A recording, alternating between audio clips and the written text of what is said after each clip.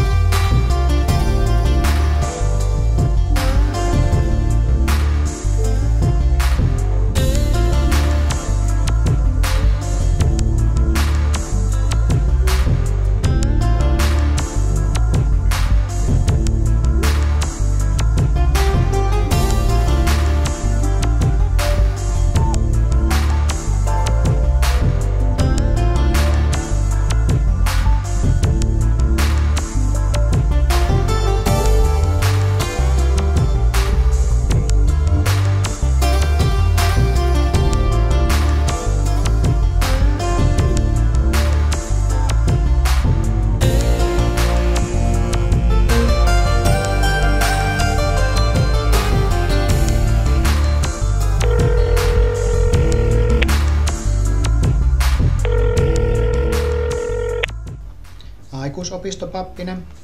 Huomenta. Tässä puhuu Jake Nauroboti. Hyvää huomenta. Niin mä siitä haussa olevasta koulutuksesta soitan. Niin oliko se tämä meidän TVAT-ammattitutkintokoulutus, mikä alkaa tuossa huhtikuussa?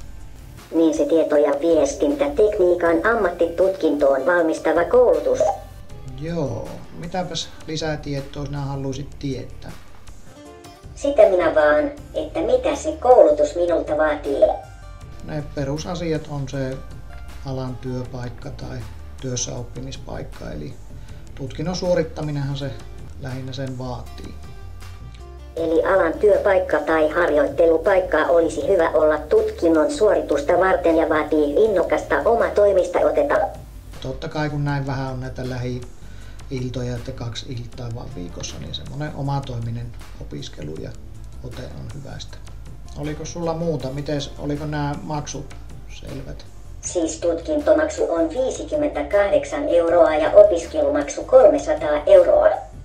Joo, ihan oikein on sulla summat tiedossa ja haastattelukutsuhan sulle on tullutkin. Ja Kyllä ja tulen mielellään haastatteluun.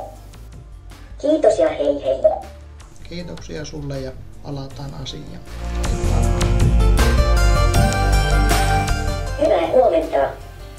Olen Jake-niminen Naurobotti ja tulin haastatteluun. No moro Jake, otan tuossa penkkiä ja istu alas. Ei kiitos, seison mieluummin. No sehän käy kyllä.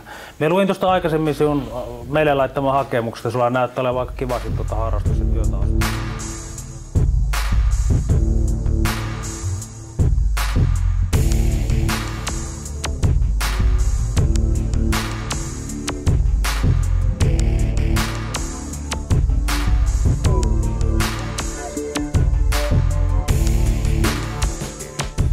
No tässäpä nämä pääasiat tulivat kyllä läpikäytyä. Olikos tämä sitten tässä? No tässäpä tämä alkaa olla. Jos tulee jotakin mieleen, niin soittele ja kysy myöhemmin sitten. Moro sitten. No moro.